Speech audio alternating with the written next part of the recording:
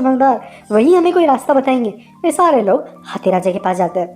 हाथी राजा को बोलते, हाथी राजा जी, त्राहिमाम त्राहिमाम, आप ही मदद करिए। देखिए ना, इस जंगल पे कितनी बड़ी विपदा आई है। वह शेर और वह लोमड़ी मिलके हमें सबको खा जाएंगे, हम बहुत परेशान हैं। तब हाथी राजा बहुत देर तक सोचता है और बोलता है, अरे ये जो शेर है ये बहुत धूर्त है, मैंने पता किया है इसके बारे में, ये ऐसे नहीं मानेगा, हमें इसी को ही मारना ही पड़ेगा। बिना इनको मारे हम इससे छुटकारा नहीं पा सकते। तभी बाकी जंगली जानवर बोलते हैं, अरे हाथी राजा जी, क्या बोल रहे हैं आप? वह शेर है, बहुत शक्तिशाली है, हम उसे कैसे मारेंगे? हम उसको मारना बहुत मुश्किल है। तभी हाथी राजा बोलता है, अरे मारना मुश्किल है, नामुमकिन नहीं, मेरे पास एक उपाय है। देखो, हमारे जंगल के अंदर पिछले साल कुछ शिकारी आए थे और जब शिकार करके चले गए थे तो उनकी एक तलवार यहीं पे छूट गई थी। वो तलवार वहाँ पे पास में ही है। अभी तलवार ये काम हम बंदर को देते हैं। बंदर सुनो, तुम्हें इस तलवार से शेर राजा को मारना होगा। तब बंदर बोलता है, ठीक है हाथी राजा जी, आपने जैसा कहा है मैं वैसा ही करूँगा, हमेशा आपकी आज्ञा मानता था, आज भी मानूंगा।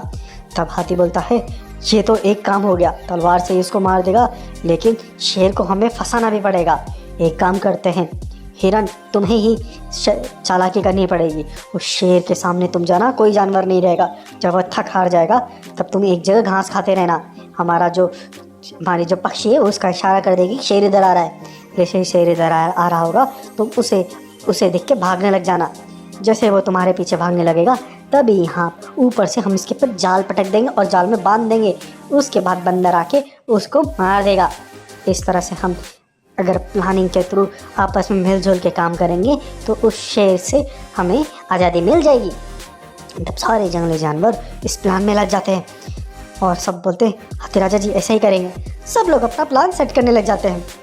वहीं पे ही शेर और वह लोमड़ी जंगल में आती है तो वह देखती कोई भी जंगली जानवर उनको दिखता ही नहीं है।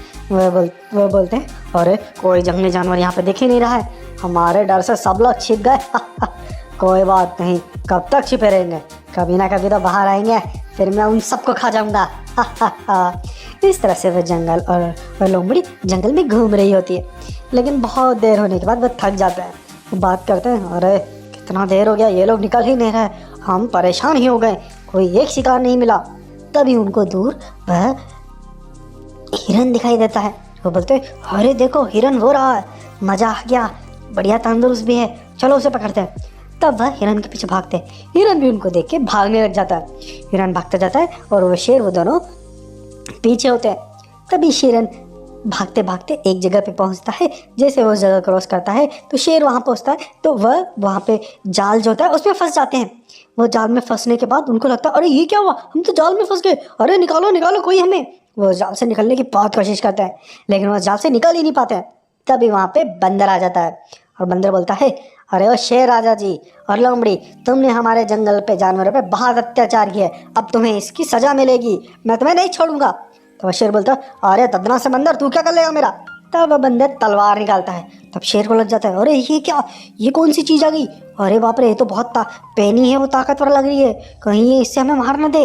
अब शेर बोलता है, अरे छोड़ दो हमें, हम कुछ नहीं करेंगे, हम हमारे जंगल चल जाएंगे हमेशा के लिए। तब हाथी वहाँ पहुँचता, वह बोलता है, अरे बंदर इसकी बातों में मत आ, ये झूठ बोल रहा है, जल्दी से इसको मार दो। तभी बंदर अपनी तलवार से उस शेर को मारता है। शेर को मारने के बाद जो जाल होता है वो कट जाता है। जाल कटने के बाद लोमड़ी उसमें से निकल जाती है। लोमड़ी मौका देख के वहाँ से भागने लग जाती है। तभी वह बंदर बोलता है, अरे ये लोमड़ी भी तो बहुत दूर थे, इसको भी इसके पापा की सजा मिलनी चाहिए, इसको भी नहीं छोड़ूंगा मैं। तभी वह बंदर भागता हुआ जाता है और उस लोमड़ी को पकड़ लेता है और उसको भी मार देता है। इस तरह से वह बंदर उन दोनों को मार देता है। उसके बाद सारे जंगली जानवर उस बंदर की इस ताकत की और उसके साहस की बड़ी प्रशंसा करते हैं और हाथी राजा का भी बहुत सम्मान करते हैं। सब बोलते हैं, हाथी राजा जी और बंदर जी, आप दोनों की मदद की वजह से हमारे जंगल को इन दोनों से आज़ादी मिली, अब हमारा जंगल फिर से खुशहाल हो पाएगा। इस तरह से इस कहानी का था। एंड आइए इस कहानी से हमने क्या सीखा। इस कहानी से हमने यह सीखा कि बुद्धि और साहस से हम किसी भी मुश्किल से भरी हुई परेशानी को आराम से समाधान कर सकते हैं। इसलिए अपनी बुद्धि और साहस को हमेशा दृढ़ बनाइए और उसका हमेशा यूज करिए। हैप्पी कहानियाँ आपके लिए लाते रहेंगे, इसलिए हमारे चाइल्ड वर्ल्ड चैनल को सब्सक्राइब करें और लोगों के साथ शेयर करें। हैप्पी।